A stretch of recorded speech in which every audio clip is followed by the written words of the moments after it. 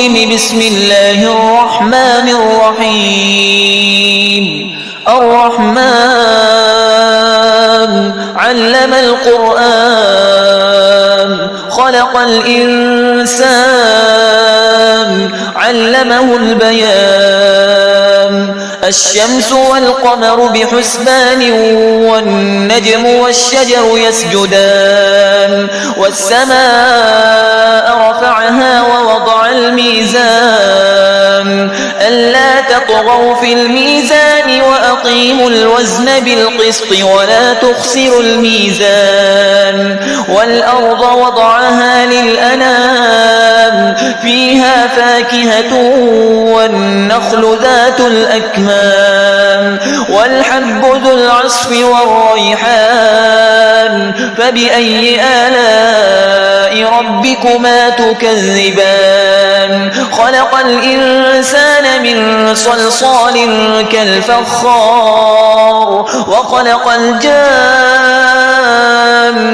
من مارج من نار.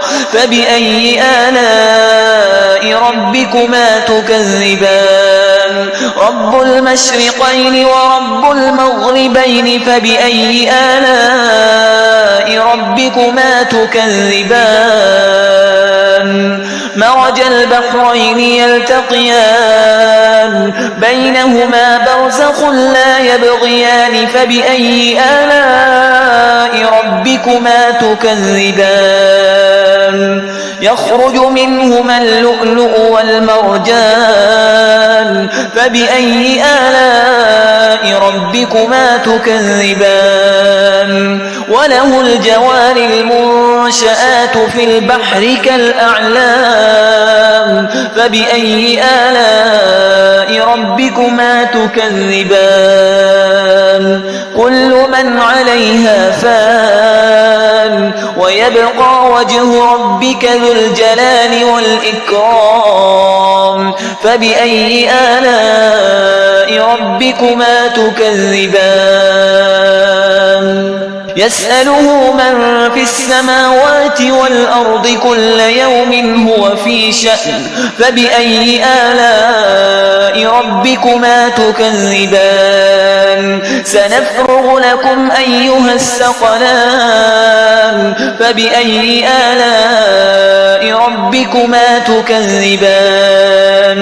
يا معشر الجن والإنس إن استطعتم أن تنفذوا من أقطار السماوات والأرض فانفذوا لا تنفذون إلا بسلطان. فبأي آلاء ربكما تكذبان. يرسل عليكما شواظ من نار ونحاس فلا تنتصران. فبأي آلاء ربكما تكذبان. فإذا انشقت السماء فكانت وردة كالدهان. فبأي آلاء ربكما تكذبان. فيومئذ لا يسأل عن ذنبه إنس ولا جان. فبأي آلاء ربكما تكذبان. يعرف المجرمون بسيماهم فيؤخذ بالنواصي والأقدام. فبأي آلاء ربكما تكذبان. هذه جهنم التي يكذب بها المجرمون. يطوفون بينها وبين حميم آن. فبأي آلاء ربكما تكذبان. ولمن خاف مقام ربه جنتان. فبأي آلاء ربكما تكذبان. ذواتا أفنان. فبأي آلاء ربكما تكذبان. فيهما عينان تجريان. فبأي آلاء ربكما تكذبان.